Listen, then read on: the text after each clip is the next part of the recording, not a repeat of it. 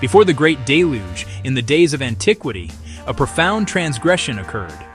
The celestial guardians, the Watchers, appointed to oversee the fledgling world of humanity, abandoned their sacred post. They descended from the heavens, drawn by a beauty they were forbidden to covet, a world they were meant to protect, not possess. It was an act that would unravel the very fabric of the created order, a choice born of desire that would birth an age of shadow. They took wives from among the daughters of men, teaching them secrets of the cosmos that were not meant for mortal minds, charms, enchantments, and the cutting of roots. This was the first tear in the veil between worlds, the first sin that would stain the earth with a sorrow from which it could not recover. From the forbidden unions of angels and women came giants, beings of great size and unimaginable strength. Their very conception was a violation, a dissonance in the song of creation. They were the Nephilim, the fallen ones, born into a world too small to contain them. Their arrival was not heralded by trumpets, but by the shuddering of the ground and the silence of the birds. Every footstep was a tremor, a reminder of the broken covenant. The shadow they cast was not merely of the sun, but a creeping darkness that chilled the hearts of all who felt its touch. They were born towering above men, ravenous, without restraint. Their hunger was a physical manifestation of their unnatural origin, an abyss that could never be filled. It was a spiritual void, a craving for a substance and a world they were never meant to be a part of.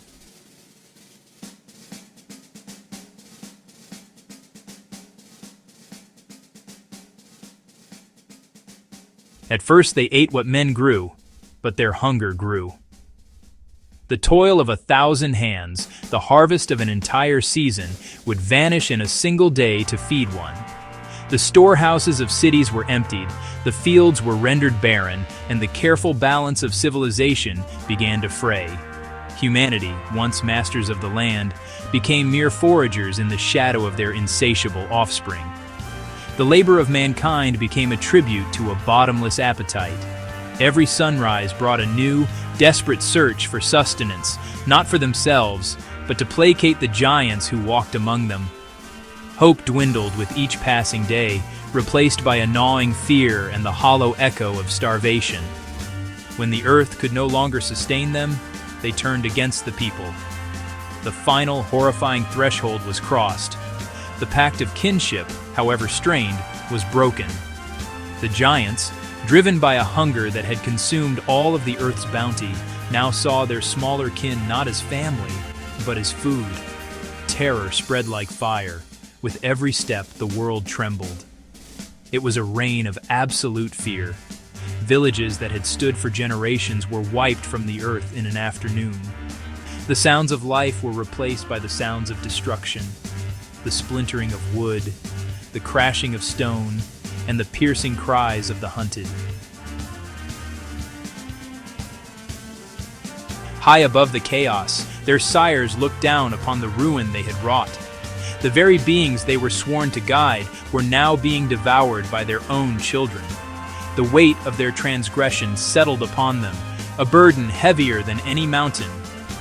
Once guardians of mankind, now helpless before the destruction. They had traded their sacred duty for fleeting pleasure, and the price was the agony of the world. They could only watch as the consequence of their lust played out in a symphony of terror. Their power to intervene forfeited the moment they descended. They had taught men the art of war, the forging of swords and shields. Now, they watched as those same weapons were raised in futile defense against their own progeny, shattering like twigs against flesh of stone. They had broken creation's order, and creation broke beneath their feet.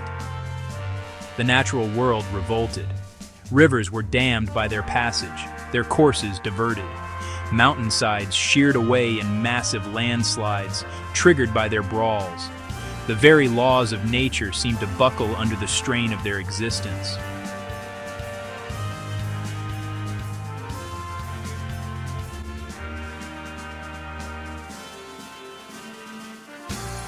The earth cried out. animals, forests, mankind. It was a lament that rose from every living thing. The beasts of the field, the birds of the air, and the trees of the forest joined their silent screams with the audible anguish of humanity. The planet itself, wounded and poisoned by the bloodshed, sent its plea to the heavens. The prayers of the righteous, though few, were not lost in the cacophony. They ascended through the storm and the smoke, carrying the weight of all the world's suffering. They were whispers of faith in an age of despair, a final appeal to the ultimate authority. And the Holy One heard. When nothing was left, they turned on one another. Having consumed the works of man and the beasts of the field, their insatiable hunger found its final target, each other. The bond of their shared, monstrous birth was not enough to overcome the void within. Brother turned against brother in a final apocalyptic war. Their battles were geological events. They fought with the fury of fallen gods, their rage reshaping the very geography of the world. Their rage split rivers. Their wrath became a plague. The earth was not only scarred by their violence, but also poisoned by it.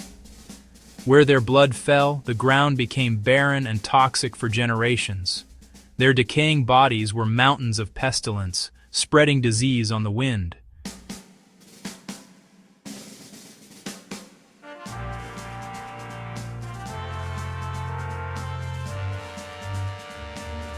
But one man was chosen to bear witness. Enoch, the man who walked with God, saw the depth of the watcher's sin.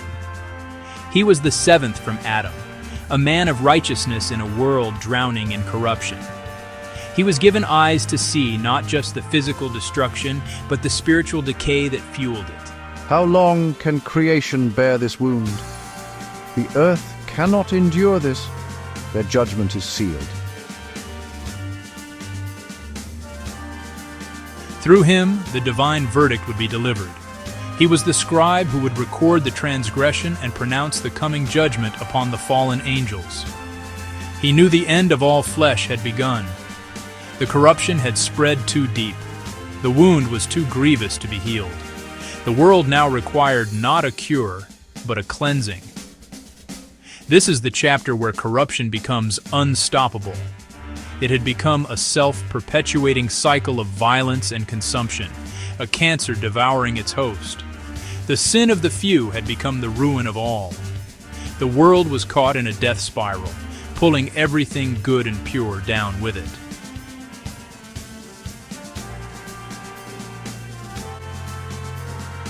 And so the giants devoured the earth, and creation cried out.